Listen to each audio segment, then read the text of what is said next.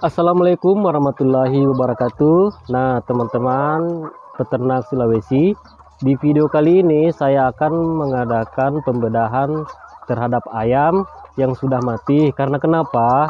Karena beberapa hari ini ayam di kandang itu terus ada yang mati setiap harinya.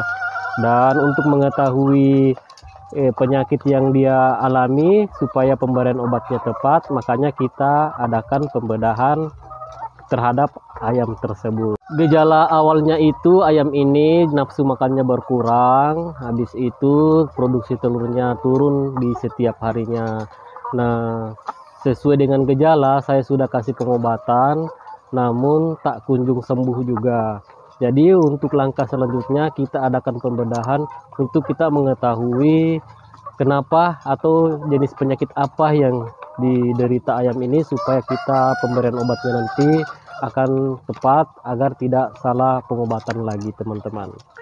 Karena ayam yang mati yang kita sudah siapkan tadi sudah tidak segar lagi, makanya kami ambil ayam yang masih hidup.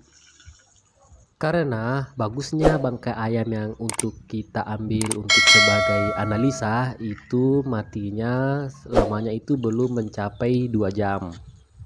Karena bangkai ayam yang sudah lewat dari 2 jam itu akan hasilnya tidak akurat lagi, teman-teman. Karena di tubuhnya atau kondisi dagingnya itu sudah banyak yang memar.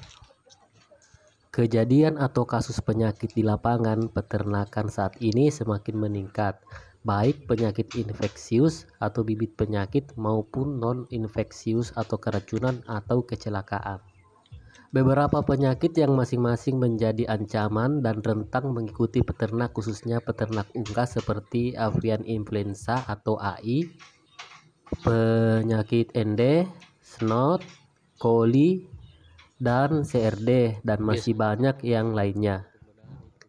Diagnosa penyakit yang biasanya dilakukan para peternak, supervisor maupun dokter hewan sekalipun, terkadang terjadi kesalahan akibat tanda-tanda umum yang diamati dari beberapa penyakit hampir sama.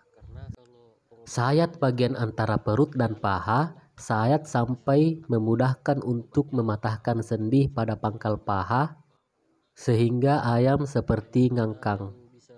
Sayat kulit pada sisi mulut, amati adanya kerusakan pada daerah ini karena cacar, aspergillosis atau penyakit lain. Buka urat daging perut dan lepaskan dada dengan memotong tulang rusuk. Sayat laring dan trasea secara memanjang, lihat dan periksa adanya lendir, pendarahan atau abnormalitas. Periksa kerusakan dan kelainan paru-paru dan organ pernapasan lain.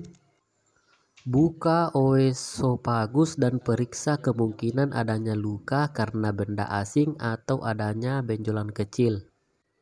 Amati usus, apakah terdapat benjolan, pendarahan, sayat memanjang usus untuk melihat isinya, ada tidaknya cacing, gumpalan darah, lendir, dan lain-lain.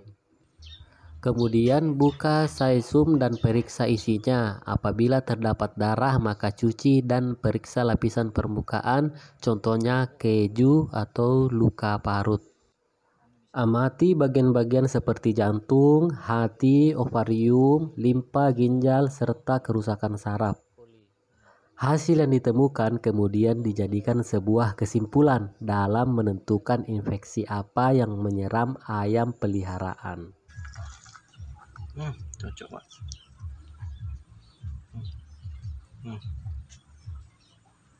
Apa itu? Koli ini. Ini kena koli lagi. Ya, masa yang keju. Nah, kalau itu apa itu? Ini kolinya juga. Itu penyakit. Iya. Jadi koli itu seperti ini. Ya. Kayak Ini, apa? Ini apa namanya? Ginjalnya juga kena. Jadi sebesar ini koli semua ini. Koli semua. Itu Jadi keras. Yang dikena itu bakal telurnya kena. Terus Ginjalnya juga kena. berat badan enggak mau naik. Berat pasti. Nafsu makan turun. Pasti turun. Dan sudah dipastikan teman-teman, ini ayam ini kena coli. Jadi kalau sudah kena coli akibatnya mati, kematian. Ada sistem kekebalan yang kena juga, sehingga virus gampang masuk. Ya. Bakteri E. coli sangat berperan besar dalam munculnya penyakit kolibasilosis. Munculnya penyakit ini selalu didahului oleh penyakit lain yang menyerang. Itu juga yang menyebabkan beratnya hijau ya gitu. Enggak, beda ini. Terus kalau yang warnanya hijau itu? Sekarang itu merah hijau ada juga. Terus ini cuma satu, tapi ya ada ciri-ciri yang ini, tapi suspek masih Pak ya. Oke lah teman-teman, selesai pembedahannya. Nah, jadi bagaimana analisa pembedahan bangkainya yang tadi kita lakukan? Di hasil diagnosa ternyata ada penyakit bakteri, yaitu bakteri E. coli granuloma. Mungkin dalam waktu 3 hari kita suntik gentamin. Jadi pengobatan 2 kali, 2 hari berturut-turut disuntik gentamin. Mungkin itu. Jadi langkah awal.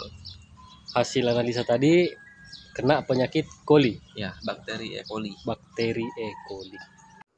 Bakteri E. coli dapat menular melalui saluran pernapasan saat udara dalam kondisi berdebu atau ayam sebelum telah menderita gangguan pernapasan. Teman-teman, sahabat peternak Sulawesi, demikian dulu analisa dari bangkai ayam. Sampai jumpa di video selanjutnya. Assalamualaikum warahmatullahi wabarakatuh.